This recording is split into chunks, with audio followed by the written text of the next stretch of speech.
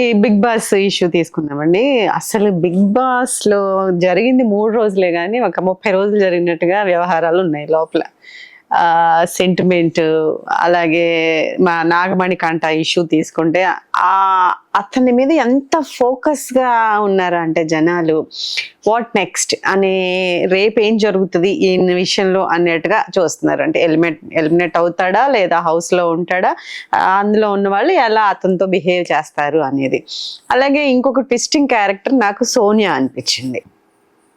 చాలా అథారిటీ చూపిస్తుంది అందరి మీద, అది కానీ తెలియకుండా చాలా జాగ్రత్తగా మెయింటైన్ చేస్తుంది. ఎవరు మాట్లాడుతున్నా కనీసం వాళ్ళకి ఎక్స్ప్లెనేషన్స్ ఇచ్చుకోవడానికి కూడా అమ్మాయి అవకాశం ఇవ్వకుండా వాయిస్ రేజ్ చేస్తుంది. ఈ ఇష్యూస్ గురించి ఒకసారి చెప్పండి. సోనియా గురించి అయితే నేను సోనియాకే సపోర్ట్ చేస్తా. ఓకే, తప్పున్నా రైట్ ఉన్నా మన తప్పు ఎట్లుందంటే, మనం ఏ తప్పు చేయకుండా తలెత్తుకు తిరగాలి, మన తప్పున్నా సరే మనమే తలెత్తుకు తిరగాలి. ఆ కాన్సెప్ట్ ఆవిడది కరెక్టే. ఇట్లాంటి హౌస్ కి అదే కావాలి. ద ఓన్లీ రీజన్, నువ్వు ఏ చిన్న అవకాశం ఇచ్చినా అవతల రెచ్చిపోతాడు. వాడికి అవకాశం ఇవ్వడం ఎందుకు? వాడు రెచ్చిపోతే నువ్వు మళ్ళీ సైలెంట్ అవ్వడం ఎందుకు? తప్పైనా నేనే మాట్లాడతా, కరెక్ట్ అయినా నేనే మాట్లాడతా. Dominating character. సో ఇలాంటి డామినేషన్ చూస్తే తర్వాత ఆవిడ దగ్గరికి వెళ్ళడానికి కూడా భయపడతారు. ఆవిడ మీకు అర్థం అవట్లా. ఫస్ట్ నామినేషన్ మీకు ఇది ఇట్లా ఉంది కదా, ఫ్యూచర్ లో ఇది ఎలా టర్న్ అవుతుంది తెలుసా? నేను ఏం మాట్లాడినా నువ్వు నా మీద పడే అరుస్తావు, అవునా? నేను నామినేట్ చేయాలంటే భయపడతాను నేను నెక్స్ట్ టైం. అలా ఉంటుందంట. అలాగే అదొక స్ట్రాటజీ. ఇప్పుడు నేను నామినేట్ చేయండి, నేను భయపడతాను. నెక్స్ట్ వీక్ నాకు బోల్డ్ అని పాయింట్స్ ఉంటాయి నీ మీద. అబ్బా ఈమె మీద అమ్మో ఎందుకైనా మంచి, ఈమెతో నామినేషన్ అంటే ఒడవని పంచాయతీ, గంటలు వాగుద్ది. నువ్వు ఏం వాగినా కన్విన్స్ అవ్వదు, లాస్ట్ కి నువ్వే నోరు మూసుకొని రావాలి. మీరు చెప్పింది కరెక్ట్. ముగ్గురు ఆమెకు పాయింట్స్ చేశారు, ముగ్గురు కూడా ఓకే. విష్ణుని చూసారా రాత్రి మీరు? ఓకే, ఇంకా నేను మాట్లాడడానికి ఏం లేదు అనేసింది. ప్రేరణ అలాగే అంతే, లాస్ట్ కి ఇంకా నేను మాట్లాడడానికి ఏం లేదు అనేసింది. సో దట్స్ వాట్, గెలిచింది కదా సోనియా. ఇప్పుడు మాట్లాడే విధానంలో గెలిచింది, ఏదో రకంగా గెలిచింది. అంటే దీనివల్ల ఆవిడకి ఎంత అడ్వాంటేజ్ చూడు. నెక్స్ట్ నువ్వు నామినేట్ చేయడానికి భయపడతావు. రీజన్ ఇప్పుడు ఎట్లా ఉందంటే, సోనియా మాట్లాడుతుంటే కన్విన్స్ అవుతున్నారు. అంటే మాట్లాడలేక, ఏ టాపిక్ లేక మాట్లాడలేక సైలెంట్ అయిపోయిన విష్ణుప్రియ, సైలెంట్ అయిపోయిన ప్రేరణ, సైలెంట్ అయిపోయిన వాళ్ళు, సైలెంట్ అయిపోయిన వీళ్ళు. సో ఇప్పుడు ఎలా అంటే, సోనియా మాట్లాడితే అవతల సైలెంట్ అవుతున్నారు అంటే ఈమె కరెక్టేనేమో. మరి మనకు తెలిసి తప్పని అయినప్పటికీ అవతల సైలెంట్ అయ్యాడంటే ఈవిడ రైటే కదా. నిజంగా అలాగే చూసాం విజ్ఞాన్ గారు. మేమైతే ఏం చెప్తుంది, గట్టిగా వాదించాలి కదా ఎదురు. ఈ అమ్మాయి చెప్పేదానికి ఆర్గ్యూ చేయలేకపోతున్నారు లాస్ట్ మినిట్ కి. అది కదా, అదొక స్ట్రాటజీ అదొక స్ట్రాటజీ. సో ఆ విషయంలో ఇప్పుడు మెచ్చుకుంటావా లేదా సోనియాని? నిన్నెవ్వడు నామినేట్ చేయడు, ఎందుకంటే నిన్ను నామినేట్ చేసి ధైర్యం చేయడు. వాళ్ళే మాట్లాడుకుంటారు, వద్దురా బాబు మనం నామినేషన్ నువ్వు 6 గంటలకి ఆమె నామినేట్ చేసావంటే 12 అయినా ఒడవదు. మనమే నిలబడాలి, మనమే చావాలి, నిలబడలేక చావాలి. సో వద్దు, ఆమె తప్ప ఇంకెవరైనా నామినేట్ చేయండి. ఆమె సంగతి దేవుడే చూసుకుంటాడు లేదా ప్రేక్షకులే చూసుకుంటాడు. అయినా ఆమె తప్పని జనాలకు తెలుసు కదా, నీకు అనిపిస్తుంది, జనాలు కూడా అనిపిస్తుంది, ఆమె వదిలేదని వీళ్ళు మాట్లాడుకుంటారు. కానీ జనాల విషయంలో ఈమె ఎప్పుడు టాప్ లోనే ఉంటది. ఎందుకంటే ఈమె వచ్చిందంటే అవతల భయపడి వెళ్ళిపోతున్నాడు, అమ్మో ఈమె వచ్చిందా. సో నామినేట్ చేయడానికి కూడా భయపడుతున్నారు అంటే, మొదటి 3 రోజులకే అంత భయపెట్టగలిగింది అంటే మరి విన్నరే కదా. అసలు ఫస్ట్ తీసుకున్న ఇష్యూ కూడా మీరు నెగ్లిజెన్స్ గా ఉన్నారని, తప్పని వంట విషయంలో లేడైనందుకు బేబక్కనే వేసేసుకుంది. బేబక్క విషయానికి వస్తే నిజంగా బేసిక్ కామన్ సెన్స్ కుక్కర్ కి మూత అయితే పైనుంచి పెట్టాలి లేదా లోపల నుంచి పెట్టాలి. నువ్వు లోపల నుంచి పెట్టాలన్నా పైనుంచి పెట్టాలన్నా, పైన విజిల్ ఎందుకు ఇస్తాడు వాడు? నువ్వు గ్రిప్ సరిగ్గా పెడితే పొగ బయటికి రాదు, పొగ బయటికి రాకుండా మొత్తం అందులోనే నానితే విజిల్ వచ్చి 1ో 2ో విజిల్ కి నీ వంట ఇద్ది. రైస్ అయితే 1 2, చికెన్ మటన్ అయితే 3 4, ఇంకేదన్నా అయితే 6 7 వంట చేస్తారా విజ్ఞాన్ గారు? అంటే బేసిక్ గా కుక్కర్ కాన్సెప్ట్ అదే కదా, కుక్కర్ అనే దాని కాన్సెప్ట్. సో అలాంటిది ఇప్పుడు నువ్వు గంట అయింది, ఎంతసేపు పెట్టినా విజిల్ రావట్లేదు అంటే దాని అర్థం ఏంటి? అవును, వెళ్ళి అడిగినా గానీ చూడలేదు, మళ్ళీ గ్రిప్ సరిగా పెట్టలేదని అర్థం అని చెప్తాను. సో విజిల్ వస్తలేదు, గంట అయింది, 2 గంటలైనా నువ్వు విజిల్ వస్తే గానీ తినని కూర్చున్నావు. అక్కడ ఏమైందని వెళ్ళొచ్చుగా. అంటే గంట సేపు నుంచి విజిల్ రావట్లేదు అంటే లోపల ఏదో జరిగిందనే అర్థం. అవును, కుక్కర్ ఏదో చూసుకోవాలి. ఒకసారి మాడుద్ది, మనకు తెలిసిపోతుంది కదా. ఈజీగా మాడుద్ది. అది కూడా దాని డ్యూటీ అది చేసింది. నువ్వు వచ్చినా నాపలేదు, నేను మాడాను, అంతే, మాడిపోయింది అది. కానీ ఈ టాపిక్ ఇంతగా ఇష్యూ చేయగలిగిన అది గ్రేట్ అనిపించింది. చాలా గ్రేట్. సీరియస్లీ చెప్పాలంటే అందరూ ఆ టాపిక్ మీదే ఓటింగ్ చేశారు. ద ఓన్లీ రీజన్ ఇప్పుడు దానికి వేరే రీజనే లేదా, ఈ అమ్మాయి ఎత్తిన టాపిక్ కే అందరూ సేమ్ రీజన్. సింపుల్ గా అంటే వాళ్ళకి దొరికింది. కానీ సింపుల్ గా మంచి పాయింట్స్, ఎలాంటి పాయింట్స్ ఇచ్చింది తెలుసా? ఈ రోజు ఏదన్నా పైకి ఎక్కే టాస్క్ ఉంది, నేను ఎక్కలేకపోయాను, నేను అలసిపోయాను. ఎందుకు అలసిపోయాను? తినలేదు. ఎందుకు తినలేదు? నువ్వు మార్చావు కాబట్టి నేను తినలేకపోయాను, కాబట్టి అలసిపోయాను, కాబట్టి టాస్క్ ఆడలా. సో నీ వల్లే నేను ఈ టాస్క్ ఆడలా, అందుకే నేను నామినేట్ చేస్తున్నా. ఇదొక పాయింట్. నెక్స్ట్, చాలా ఆశపడి ఏదో తినాలని వస్తే నువ్వు నా మూడు మొత్తం నాశనం చేయాలి, నా మైండ్ డిప్రెషన్ అయిపోయింది, అసలు ఏం చేయాలో అర్థం కాల నాకు. చాలా ఆకలేస్తుంది, ఎన్ని గంటల నుంచో వెయిట్ చేసి నీకు ఇచ్చిన టాస్క్ నువ్వు చేయనందుకే ఇది నువ్వే, అందుకు నేను నామినేట్ చేస్తున్నా. నెక్స్ట్ మళ్ళీ అదేంటిది, ఆ టైంలో ఆ ఫుడ్ విషయం అనేది పక్కన పెట్టేస్తే ఇచ్చే రేషన్ అసలే నో రేషన్ అన్నాడు. తెలుసో తెలియకో రెండు పప్పు ముద్దలు లెక్కపెట్టి ఇస్తున్నాడు. నువ్వు అవి కూడా మార్చావు, నీ వల్లే. సో నువ్వే, నీకు ఇచ్చిన బాధ్యతను కూడా నువ్వు నిర్వహించలేదు, అందుకే నువ్వే. సో మొత్తం నీ వల్లే అని చెప్పి అందరు నామినేట్ చేశారు. ఇప్పుడు అసలు విషయానికి వస్తే బేబక్క కూడా నేను ఆమె తప్పనే అంటాను. రీజన్, నువ్వు గృహిణివే కదమ్మా, వీళ్ళందరన్నా చిన్న పిల్లలు, గృహిణివే కదా, ఎన్ని కుక్కర్లు చూసుంటావు నీ జీవితకాలంలో? నెక్స్ట్, ఒక ప్లానింగ్ పద్ధతి ఉండాలా. కుక్కర్ మోగట్లేదు, పావు గంట అయింది స్టవ్ మీద పెట్టి అంటే ఒక చూపు చూడాలి. అది కుక్కరు, దాని తత్వం ఎందుకంటే 10 నిమిషాలకు ఒక విజిల్ రావాలి, అందుకే కదా దాని మీద పెడతాము. గంటలు వండడానికి కుక్కర్ ఎందుకు? స్టవ్ మీద ఏదో పెట్టుకుంటాం కదా, అల్యూమినియం పాత్రలో వండుకుంటాం కదా. కుక్కర్ తత్వమే అది, తొందరగా అవ్వాలి, ఉడికిపోవాలి, గబగబ వంట చేయాలి. ఆ కాన్సెప్ట్కే మనం దాన్ని కొన్నాం. సరే, కుక్కర్ ఇంకా రావట్లా, అరగంట అయినా రావట్లా, చూడలా, దాని నుంచి ఇంకో దానిలో మార్చావు, ఇంకేదో చేసావు, అది మాడింది, ఇది మాడింది, సర్వనాశనం అయిపోయింది. నీ ప్లానింగ్ గురించి, నీ ప్లానింగ్ ఉన్న ఎగ్జిక్యూట్స్ అంటే వీళ్ళని మార్చాలని నీ ఉద్దేశం కాదు, అది ఒప్పుకుంటా. తల్లిలాగే ఆలోచించావు, అందరు కడుపు నింపాలి, వెజ్ వాళ్ళకి వెజ్ పెట్టాలి, నాన్ వెజ్ వాళ్ళకి నాన్ వెజ్ పెట్టాలి. ఆ పిల్ల ఎగ్ బుర్జీ అని వచ్చినా సరే నువ్వు తర్వాత అమ్మ ముందు వీళ్ళకి పెడతా, నువ్వు తర్వాత తిననే చెప్పింది. ఆ ఎగ్ బుర్జీ విషయం కూడా ఆ పిల్లకి మళ్ళీ నామినేట్ చేసి అంటే అందరికీ వండుతున్నామా? ఇప్పుడు మన అందరం తిన్న తర్వాత స్టవ్ ఖాళీగా ఉంటే నువ్వు ఎగ్ బుర్జీ వేసుకుంటావు, నీ మొహమే పెట్టుకుంటావో నీ ఇష్టం. అందరికి వండేటప్పుడు నువ్వు పీకేసి ఎలా పెట్టుకుంటావు? అది కూడా తప్పే. అయినప్పటికీ సరే తను డిఫెండ్ చేసుకొని నామినేట్ చేసినా మళ్ళీ బేబక్క మాట్లాడలా.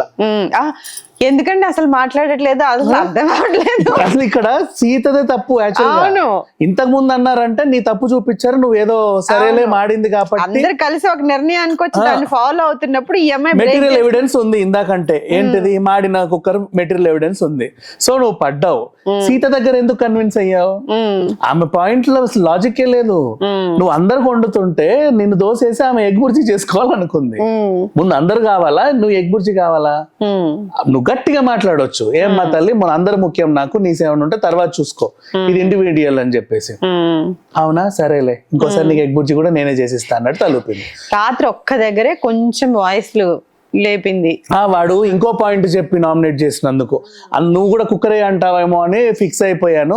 కానీ అది కాదు, నువ్వు నాకు ఇంకేదో సరిగ్గా లేక ఫిజిక్ కరెక్ట్ గా లేదు, గేమింగ్ లో నువ్వు ఫిట్ గా లేవు అన్న. దానికని ఫిట్నెస్ అంటే మళ్ళీ బాడీ ఫిట్నెస్ కాదు ఆయన అన్నింది, గేమింగ్ లో. థ్యాంక్స్ అని చెప్పింది, దాన్ని తీసుకుంది, సంతోషం. అంటే ఇక అలవాటు అయిపోయింది ఆమెకి. వచ్చాడు అమ్మయ్య కుక్కర్ అంటాడు అయిపోయింది. ఇక బేబక్క విషయానికి వస్తే ఆమెకు ప్లానింగ్ లేదని ఎందుకు అంటున్నా, సేమ్ ఆ కోన్ ఇష్యూ, మొన్న కోన్ కాళ్ళ మధ్యలో పెట్టాలి, నువ్వు వేసుకున్న డ్రెస్ వల్లే కదా నీకు అలా అయింది. ఆ టైంలో ఏ డ్రెస్ వేసుకోవాలో కూడా నీకు తెలియకపోతే ఎలా? నీ తప్పే అది. సో ఇట్లాంటివన్నీ ఉన్నాయి. ఇక ప్రేరణ నిజంగా చాలా బాగా డిఫెండ్ చేస్తుంది. కానీ ఈమె గనక ఈ యష్మిని అండ్ నిఖిలో అండ్ ఈ పృథ్వీ వీళ్ళందరూ కన్నడ బ్యాచ్ నే బాగా ఇచ్చేస్తున్నారు. అవతల కన్నడ ఆపోజిట్ ఇంకోటి ఉంటే వెంటనే వచ్చి అవతలని పొడి చేస్తుంది ఆవిడ, కన్నడోని సేవ్ చేయడానికి. మెల్లిమెల్లిగా వీళ్ళంతా కన్నడ బ్యాచ్ అనే పేరు పడిందంటే ప్రేరణ ఇంకా అందులోనే ఉండిపోతుంది. తను బాగా ఆడుతుంది, ఫస్ట్ డే నుంచి బాగా ఆడుతుంది, చాలా తెలివిగా ప్రాబ్లం కూడా అవతల ఏది తప్పు అనేది ఒక లాజికల్ గా చెప్తుంది. కానీ వీళ్ళందరూ ఏమో కన్నడ బ్యాచ్ లోనే ఉన్నారు. ఈమె గనక అటు వెళ్ళిందంటే గెలవడం కష్టం. అప్పుడు సోనియా గెలిచిపోతుంది, పడిపోతుంది కదా. ఇది ముద్ర పడిందంటే ఇంక అంతే. తెలుగు వాళ్ళు, కన్నడ వాళ్ళు. నెక్స్ట్ ఆ నబీల్ పర్వాలేదు అండ్ అవే పర్లేదు. థ్యాంక్ గాడ్ ఆదిత్య నిన్న నామినేషన్ లో మాట్లాడాడు, సంతోషం. అసలు ఉన్నాడా లేదా అనిపించింది. గమనించాడు బానే. నేను అప్పుడు నిన్ను చూశాను, నువ్వు ఇలా ఫోకస్ చేసి అలా అంటే అందరినీ చూస్తున్నాడు, కానీ కనీసం ఒక వాయిస్ కూడా ఇవ్వలేదు. రాత్రి నిన్న అంటే సచిన్ మాట్లాడాలి నామినేషన్ కదా. అవును, మనం అప్పుడు కూడా మాట్లాడకపోతే ఎట్లా. ఆ విధంగా మొత్తానికి అయితే మాట్లాడాడు, జరిగింది అందరిలోకి. మరి ఆ అబ్బాయి ఇబ్బంది పడే మనసు అక్కడికే వస్తుంది. అందుకే ఏంటి జనాలందరికీ నాగమణి మణికంఠ హాయ్, నాకు హాయ్ చెప్తావా, నా గతం ఏంటో నీకు తెలుసా? వెంటనే మణికంఠ తిన్నావా, నన్ను తిన్నావా అని అడుగుతావా, నా గతం ఏంటో నీకు తెలుసా? ఎవరికి లేదు నా గతం. అవును బాబు బాత్రూమ్కి వెళ్తావా, నన్ను బాత్రూమ్ వెళ్ళమంటావా, నా గతం ఏంటో నీకు తెలుసా? ప్రతిదానికి ట్యాగు నా గతం నా గతం నా గతం. ఎవరికి లేవు గతాలు. అండ్ మళ్ళీ నువ్వు ఆ సెంటిమెంట్ స్టోరీలు చెప్పి ఏడిపియదు. నిజంగా ఏడిపి వస్తుంది ఆయన చెప్తుంటే. నిజంగానే కాదు, కట్టే తెచ్చి తల్లిని కాల్చాను, అది చేశాను, రాజు రంపాన పెట్టారు, మావిడ నన్ను తరిమేసింది, నా కూతుర్ని ఇలా జుట్టుబట్టి ఇట్లా కొట్టారు అన్నట్టు చెప్తున్నాడు దగ్గరుండి అన్ని ఎక్స్ప్లెయిన్ చేస్తుంటే. హెల్త్ ఇష్యూస్ కూడా చాలా ప్రాబ్లమ్ గా, కొంచెం మెంటల్ గా బాగాలేడమ్మా. స్టేటస్ తీసుకోవడానికి కూడా అతనికి చాలా ఇబ్బందిగా మెంటల్ గా ఆయన మెంటల్ స్టేటస్ డిప్రెషన్ లో ఉన్న వ్యక్తి.